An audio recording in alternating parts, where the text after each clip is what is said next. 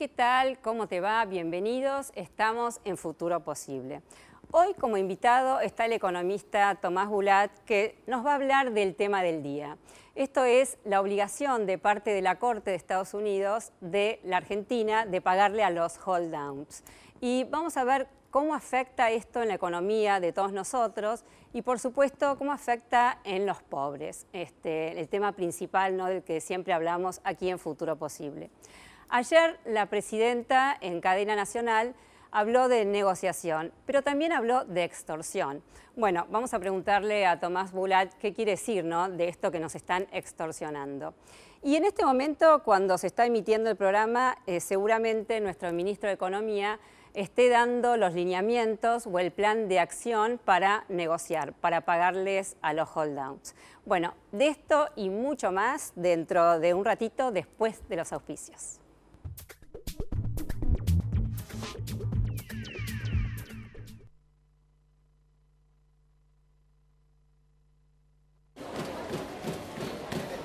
¿Qué promocionan? Nada, vamos. ¿Hay algo gratis, Viromes? No, no hay nada. Más o menos. Va mejorando. ¿Sabés que yo le decía a Claudia que el flaco este debe ser la única persona en todo el shopping que recorrió más kilómetros que ella? Corrió más que el flaco y no transpira, ¿eh? ¿Por qué voy a transpirar si pago todo con Quiero? Por la calidad de la semilla. Porque tengo la mejor variedad para todos mis ambientes. Porque a las nuevas tecnologías le suma la mejor genética. Soy José Luis de Amenábar, Santa Fe, y yo siembro Don Mario. Soy Pino de Zipacha y yo siembro Don Mario. Soy Jorge de Salto, Buenos Aires, y yo siembro Don Mario. Los productores reales no saben actuar, pero sí saben qué elegir. Nuevas hojas Don Mario con tecnología intacta RR2 Pro. Don Mario, líder en soja. Salió mal, la hago de vuelta. Activa es ser una provincia que tiene la agencia de recaudación más moderna para que podamos tener 26 escuelas descentralizadas de policía. Por eso, como nunca, Buenos Aires está activa. Buenos Aires, activa como nunca. Gobernación Daniel Scioli.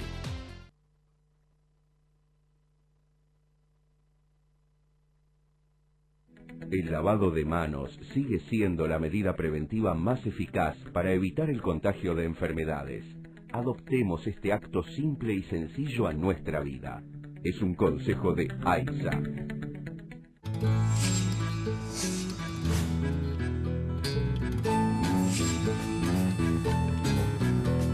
Ingresá a buenosaires.gov.ar/terminal la secundaria y da el primer paso hacia tu futuro. Buenos Aires Ciudad, en todo estás vos.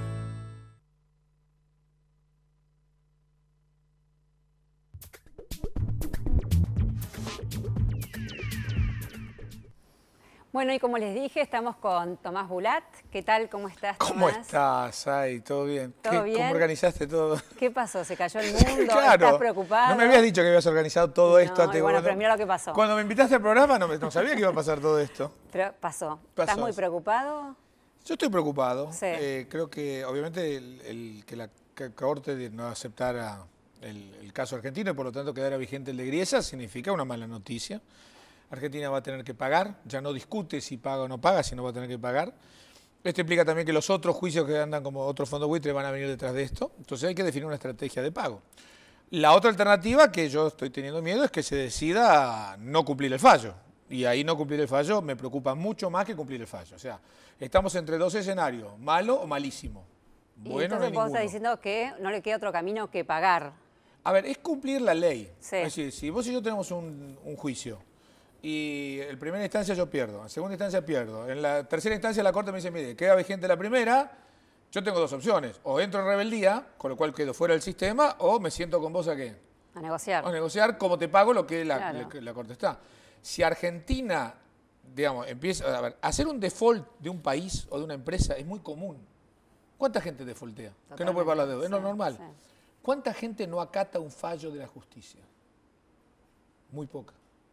Entonces, ¿Quién, decime? ¿Algún caso en el mundo? Es que países no hay. A menos que estén en guerra, que obviamente se arman organismos tribunales internacionales, pero la justicia, ¿qué es? Acatar el fallo. Argentina no puede no acatar el fallo. Entonces Argentina tiene que ir y pagar. Lo que va a discutir es cómo pagar.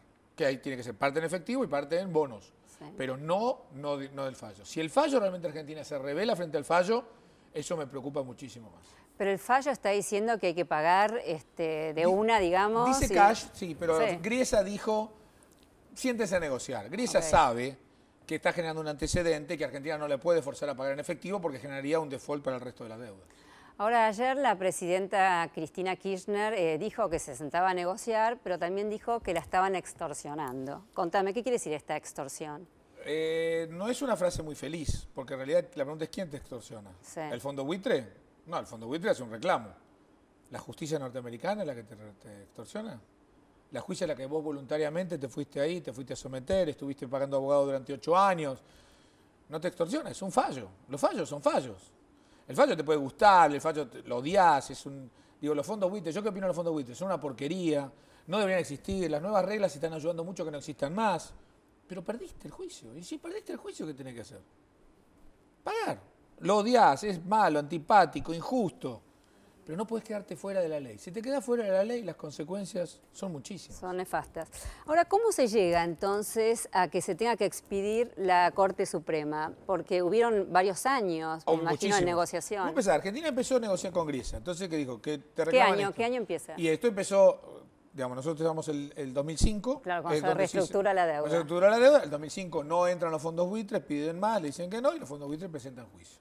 Así que empezó el 2005, 9 años pasaron desde que se iniciaron los juicios por el tema del default. Y bueno, ¿vos qué crees? ¿Qué pasó con el gobierno argentino? El ¿No gobierno estuvo de argentino... acuerdo a las circunstancias? ¿Vos pensaste que este fallo no iba a existir? No, el fallo venía a camino. Yo pensé que iban a tratar de buscar alguna solución alternativa interesante. ¿Qué es lo que ha pasado? Nunca ningún fallo de los buitres llegó hasta la Corte. Jamás llegó hasta la Corte. ¿Por qué? Porque en primera instancia los países normalmente pierden. Viene la segunda instancia y en la segunda instancia ¿qué hacen los países? Negocian. Claro. Entonces muchos te dicen, bueno, pero Argentina no podía negociar porque había una cláusula que decía que si Argentina le daba una mejor propuesta a cualquier otro acreedor, se la tenía que ser exactamente igual a todo el resto. Sí. La cláusula se llama RUFO, algunos le dicen paripaso. Es decir, si yo te pagaba más a vos, le tengo que pagar al resto en las mismas condiciones. Pero Argentina tenía miles de formas de poder hacerlo. Podía haber contratado a un banco, al banco decirle, agarrá, pagale tanto, yo después te pago a vos con nueva deuda. Digo, el sistema financiero tiene miles de ingenios. Argentina se durmió, Argentina dejó pasar la pelota, dijo, este problema se lo tiro al que viene, y el problema le cayó a él. Lo bueno, que el problema ya terminó. Ya no hay más dilaciones. El problema terminó. ¿Ahora qué tenés que hacer? Sentarte, claro, resolverlo, sentarte a negociar. Como siempre, no puedes dejar las cosas todo el tiempo sin resolver. Esto Claro. es como la vida. Los problemas que pateas, ¿cómo te vienen después? Claro, mucho peor. Es muy bien. Mucho peor. ¿Te has hecho una economista? Sí, bueno, aprendí de vos, vamos a Qué decirlo, divino. porque haces docencia también. Esa es la idea. Que bueno, empezó el Mundial y lo que Sí. decían que con el Mundial iban a tapar todos los problemas que tenía Argentina, pero bueno, esto explotó. Y la pregunta que nos hacemos todos es cómo va a afectarnos, ¿no? Al bolsillo de todos los argentinos. Pensé que en el Mundial me ibas a decir. No, el Mundial lo dejamos para después. Puede ser que afecte. Puede ser que también afecte, sí. a A los todos chicos se argentinos, deprimen y claro. perdemos contra Irán, qué sé yo. A ver, el bolsillo en el corto plazo no te afecta nada. El día siguiente no. Bueno, va a subir el dólar blue está subiendo, genera incertidumbre. Sí en el mediano plazo, es decir, la Argentina se queda sin deuda. A ver, digo, la provincia de Buenos Aires se había ido a buscar 1.000 millones de dólares porque necesitaba cerrar el déficit fiscal que tiene. Mendoza fue a buscar 200 millones de dólares. ¿Cómo volvieron? Claro, vacíos. Vacíos. Entonces, eso implica que para pagar tenés que ir a pedirle plata al Estado Nacional. Para ir a pedirle plata al Estado Nacional, ¿el Estado Nacional de dónde la va a sacar la plata? ¿Qué es Emitir. esto? Entonces, más inflación. Claro. Bueno, ese es el problema. O sea, lo que vas a tener es un poquito más de recesión y un poco más de inflación. Un poquito más de inflación, ¿cómo es? Un poquito más y un poquito más de Déjame recesión. que ponga un poquito. Es un poquito más de inflación y un poquito más de recesión. Bueno, no es para tanto, entonces, o es para mucho. Depende cómo maneje las situaciones. A ver, que estemos en esta situación. A ver, ¿cuántos países en el mundo tienen la inflación más alta del 20% anual? Sí, creo que son 3, ¿no? Son 4. Ah, perfecto. Ok, le pifiaste. Bueno, le pifié en uno. Exactamente. Un 9. Sudán, Zimbabue, Venezuela y nosotros. Sí. ¿Cuántos países en el mundo le faltan dólares? Que no consigue dólares en el mundo, que la tasa de interés es 0 y todo lo demás. La mayoría que Claro. le sobran dólares. Sí. Bueno, ¿a la Argentina cómo está la inflación? Alta. ¿Le faltan dólares? Sí. O sea, una situación ridícula que en el mundo pasa todo lo contrario. Es porque las cosas bien no las estás haciendo. Entonces, ¿cómo llegamos a esta situación? Y es raro. Es porque se está entendiendo el mundo de una manera distinta a cómo funciona. Es decir, hay un discurso, hay un relato que no va con la realidad. Armas un mundo paralelo. Entonces, por eso arma de que un fallo de Estados Unidos es una extorsión. No es una extorsión. Yo te cuento algo, esto es muy raro para los argentinos. En Estados Unidos se considera que cuando vos tenés una deuda, tenés que pagarla. Claro. Claro, es muy raro, ¿lo entendiste o no? A ver, la cosa A ver, es soy que argentina. claro, si alguien te presta entiendo, plata claro. para la justicia y la ley, vos tenés que... Devolverla. Exactamente. Para el argentino Entonces, medio ¿qué pasa? no. Entonces el fallo es, Claro, el es señor de- tiene la devolver la deuda, plata. usted tiene que pagarle. No es tan complicado. No puede pagarle. ¿Qué dice la justicia norteamericana? Siéntese a negociar. Perfecto. Bueno, cuando se está emitiendo este programa, seguramente nuestro ministro de Economía... ¿Ya habló? Ah, ya habló. Bueno, contame entonces. El tema es que no Contame. estamos muy seguros qué dijo. ¿Por qué? ¿Por qué pasó? No, porque habla a las 18. te estoy Ah, diciendo, habla a pero las 18 y bueno, ¿cuál crees que va a ser el plan de acción del me gobierno? preocupa que esté en la reunión con Vanoli. Alejandro Vanoli es el presidente de la Comisión Nacional de Valores, es el responsable de administrar el mercado de capitales de la Argentina. Esto puede llegar a ser una señal de que Argentina va a pagar los bonos de los reestructurados en Buenos Aires y no en Nueva York. Si esto es así, esto es un default técnico. Y esto puede ser considerado como rebeldía para la justicia norteamericana. Y estaríamos en problemas. Estaríamos en problemas. A ver, contanos a la audiencia. Hablamos de default, puede ser como la Estamos en crisis default. 2001-2002. No, no A es ver, crisis 2001-2002, por existir es esto. Argentina tiene menos dólares. ¿Qué significa menos dólares? Importás menos energía. Si importás menos energía, sí, tenés menos actividad industria. económica, importás menos autopartes, Claro. importás menos... Entonces la actividad económica, ¿qué pasa? Se empieza a caer, los desempleos se empiezan a Sí, subir. aumentar. Claro, más recesión, Más recesión, ¿qué te mayor dije? Un poquito más de desempleo. recesión. Mayor desempleo. Y aparte, como el dólar se te va a mover para arriba, un poquito más de Inflación. recesión y dólar para arriba. Claro. Dólar que te hace, te aumenta la inflación, te aumenta la recesión. Y esa es la combinación, por desgracia, digamos. O sea, si el gobierno no lo maneja bien, estamos en ese escenario. ¿Y qué pasa Que se va si- lentamente, no es un deterioro de un día para el otro, es un escenario de deterioro lento. A ver si es así, si hay un default técnico, como vos decís, ¿qué pasa de parte de Estados Unidos, de la Corte de Estados Unidos, los fondos buitres? No, a ver, sale la cláusula que la autorización, que ya dijo que puedes embargar todos los bienes de Argentina. Por lo tanto, seguramente un avión de aerolíneas que aterriza en Nueva York quizás queda embargado. La aerolínea tendrá que demostrar que no es dueña del avión, que el avión está en leasing para tratar de zafar.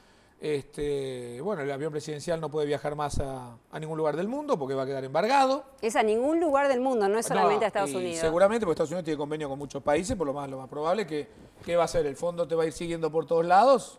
Entonces la presidenta cada vez que viaje, algunos países de afuera va a tener que alquilar un avión, como hizo últimamente. Y bueno, vivís como un país marginado. Vivís como un marginal. Y, no hay, ¿Y cómo le va a los marginales? Digamos, espera un minuto, ¿no hay un plan B? Pagá. No es tan complicado pagar. Es decir, pagaste 10.000 palos al Club de París. Le pagaste 5.000 a Repsol. ¿No le vas a pagar 1.300 a los fondos? Y bueno, ¿pero por qué crees que no se paga? ¿Hay dinero para pagarlo? Es que no necesito dinero para pagarlo yo, necesito financiarlo. Y te lo dijo Griesa que hay para financiarlo.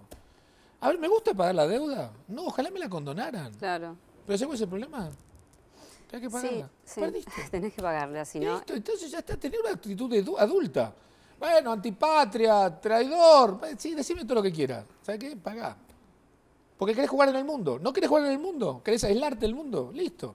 Desafiliate de la FIFA también y salir del campeonato. Digo, la FIFA tiene reglas. Vos no querés respetar la regla de la FIFA. Sí. ¿Qué pasa si un equipo no respeta la regla de la FIFA? Sí, no entra a jugar el No Mundial. entra a jugar el pero Mundial, claro, punto. lógico. Decidí vos, ¿querés jugar el Mundial o no querés? ¿Querés jugar el Mundial? Tenés reglas. ¿Te gustan las reglas? No. El árbitro, ¿le gustó a los ¿cómo se llama? A los, sí, de a los que Bosnia. jugaron contra... Bosnia. Bosnia, no, a los que jugaron contra Brasil. Ah. ¿Le gustó el árbitro japonés? No, claro. No. Obvio que no. Sí. Ahora bien, Pero bueno, ¿qué tenía pasa? que acatarlo, sí. No lo acatan, porque si no, ¿qué? Te quedás afuera. Son parte de la regla de juego. ¿Me gusta el fallo que salió en la Corte? No. ¿Estoy a favor del fondo buitre? Me parecen detestables. Por suerte está avanzándose legislación para que no vuelvan a existir más. Perdiste el juicio. ¿Sabes qué? ¿Por qué son detestables estos fondos buitres? Porque no me gusta vivir de la carroña. Acá, estos son tipos que compran bonos de gente desesperada, porque un país defaulteó, están asustados, entonces van y le compran por 2 mangos con 50 y lo único que hacen es juicio. Y no le importa el contexto global, no le importa si el país le va mejor, no arman un escenario ganador-ganador, ¿entendés? Un escenario como mucha gente que invierte, que dice, si el país le va bien, yo le pego y le pongo deuda, es decir, hay escenarios positivos. El fondo buitre es un escenario negativo por excelencia. Mala onda, no te corta, te mantiene en juicios, te mantiene ocupado. Es un desastre. Quieren cobrar. Que quieras cobrar está bien. ¿Cómo es la táctica como cobras? Ahora bien, este modelo no puede existir más. Si yo refinancié el 92% de mi deuda, el 8% restante tiene que entrar en las mismas condiciones. ¿Qué es esto de que el 1% puede ser un juicio infinito? Sí. Es una estupidez. Ahora, me parece una estupidez, me parece una locura. Se está resolviendo. Pero ahora no es la discusión de hoy. La discusión de hoy es que si cumplís o no cumplís con un fallo de la justicia norteamericana. Esa es la discusión de hoy. No hay otra. Es decir, es como si vos me hubieras hecho un juicio a mí. Yo le hago caso a la justicia, no me importa si sos vos, María, de María porque se queja o el japonés. El problema es la justicia. Claro. Los países defoltean, casi todos defoltearon. Se renegocia, eso todo el mundo lo sabe. No cumplir un fallo, no. Ojo con eso. Así que sos pesimista, pensás que Kicillof en este momento está hablando de un default técnico. Quiero pensar que no.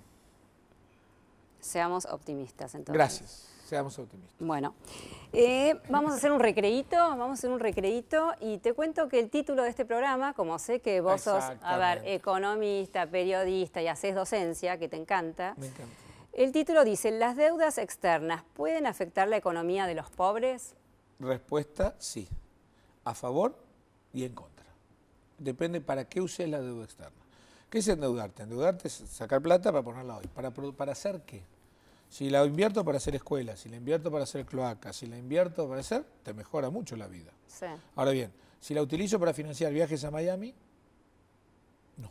Entonces, la deuda externa no es ni buena ni mala, es como un cuchillo. Te puede servir para cortar la carne y alimentarte o puede servir para lastimar a la gente. Entonces, la deuda externa depende de cómo la uses, la responsabilidad es tuya. Las inversiones a largo plazo, como son educación, salud, carreteras, son inversiones que necesitan endeudamiento a largo plazo. Esa es la deuda buena. La deuda mala es cuando la usás para viajes a Miami. Ahí estamos complicados. Bueno, sabiendo que hay pobreza en la Argentina, según no sabemos cuánto. ¿Cuánto? Bueno, según el INDEC había un 4% antes, según la Universidad Católica hay un 27%. Se calcula que quizás hay más porque esto fue el semestre del año pasado, luego hubo inflación, etc. ¿Se está escondiendo entonces a los pobres de parte del gobierno? ¿Se esconde a los pobres? ¿Y por qué se los esconde? Porque si vos tenés hoy una pobreza de 27%, en la década ganada el nivel de pobreza es más alto en 4 puntos que en el promedio de los 90. Ok, a ver de vuelta. La década perdida de los 90 tuvo un promedio de pobreza de 22%. Sí. La década ganada tiene un promedio de pobreza de 27%. Y eso no lo quieren dar a conocer, obviamente. Y si es ganada y tiene más pobreza que la otra, estás complicado. Está complicado. ¿Y no se va a dar a conocer entonces en lo que le resta del gobierno a Cristina Kirchner, 1 año y medio? ¿No se va a dar a conocer estos índices? Soy economista, mago no soy. A ver, digo, el último dato de inflación es muy malo. Ya te viene dando 1,8 y 1,4. ¿Vos realmente crees que la inflación en mayo fue 1,4? Sí. Entonces, ¿qué pasa? Ya estamos mintiendo de nuevo, ya no publicamos los precios de nuevo. Estamos complicados. Digo, de todas maneras, al margen de eso, Argentina tiene que volver a retomar el sendero del crecimiento. Desde el año 2011 que no crecemos más. Y desde el año 2009 hasta acá, la economía argentina creció solo el 1,5% por año. ¿Y antes crecía cuánto? Del 2003 al 2008 crecimos al 8%. Claro. Pero del 2009 en adelante crecimos al 1,5%. Entonces, muchachos, digo, tenemos que empezar a revertir, porque la década es punta a punta, entonces te da 4 de promedio, pero fueron 5 años a 8 y 5 años a 1,5. Entonces, hay que empezar a mejorar esa performance, ¿no? Y allí es cuando entonces crece el gasto público, tenemos déficit fiscal a partir de esas déficit fechas. Fiscal, déficit energético, pérdida de reservas del Banco Central y tipo de cambio competitivo. Todo eso lo perdimos en el 2011. En el 2011 pasaste a tener déficit fiscal, en el 2011 tuviste déficit energético, en el 2011 perdiste las reservas del Banco Central en relación a la base monetaria y perdiste el tipo de cambio competitivo. Todo te pasó en ese año. Y comienza la pobreza. A crecer. A crecer la pobreza. De hecho, la pobreza, según las propias mediciones de la gente que trabajaba en el INDEC, creció 2,5 puntos desde el 2011 hasta ahora. A ver, como economista, ¿cómo se soluciona el tema de la pobreza en nuestro país? Con inversión y trabajo. La mejor política social es el trabajo. Definitivamente. Si vos crees que después que tenés asignación universal por hijo, totalmente a favor. ¿Por qué? Porque vos tenés que garantizar que los chicos se formen. Vos tenés que dar ingresos para que los chicos se formen. La contrapartida, educación y salud. Sí. Contra eso me parece fantástico. Una después de eso, ¿qué necesita un chico formado? Tener que... Capacitación, educación. Para trabajar. Claro. Entonces, para tener trabajo, tiene que haber gente que esté invierta. Sí. El trabajo, fomentar la inversión, dar estabilidad macroeconómica, es la mejor política social que puedes tener. Por supuesto, el trabajo formal. Absolutamente. Pero mientras más trabajo tengas, más formal es. Creer que mientras menos trabajo tenés, más formal vas a ser, no es la vida así. La única forma de formalizar el trabajo es con crecimiento económico. Sin crecimiento económico no hay. ¿El hecho de que la economía crezca significa que el trabajo formal crece? No. Claro. Pero sin crecimiento económico, te juro que el trabajo informal es el que crece. Seguramente, no el formal. sí. Así que hay que fomentar la inversión. Esto es el desafío, que es lo que el gobierno no está logrando en los últimos años. Aquí algún invitado, me acuerdo, José Nun, habló del tema impositivo, ¿no? De la importancia también de hacer una reforma, porque, por ejemplo, el IVA, que está en todos los alimentos, lo pagamos todos igual, y bueno, la gente pobre que no le alcanza para pagar los alimentos, tiene que pagarlo. Por ejemplo, eso. También está el tema de ganancias, ¿no? Que con un sueldo menor, todo trabajador paga también. ¿Cuál es el impuesto más importante que tiene la Argentina hoy? La recaudación, el IVA. La inflación. Ah, bueno. No te equivoques. Bueno. Un pobre que gana 3.000 pesos, tiene 2% de inflación mensual, ¿qué pasa? Gana 60 pesos menos cada mes. Claro. Entonces vos me decís, mira, mucha gente decía, no, Tomás, pero mirá lo que paga de IVA. Una persona que en estos últimos, según el INDEC, hubo 13% de inflación en 5 meses. Es decir, alguien que ganaba 10.000 pesos, hoy gana 8.500. Pagó 1.500 pesos menos por mes. El principal impuesto es la inflación. Entonces yo discuto la reforma tributaria cuando no haya inflación, porque hoy tu principal impuesto es la inflación. Entonces, ¿qué voy a hacer una reforma tributaria si tengo inflación?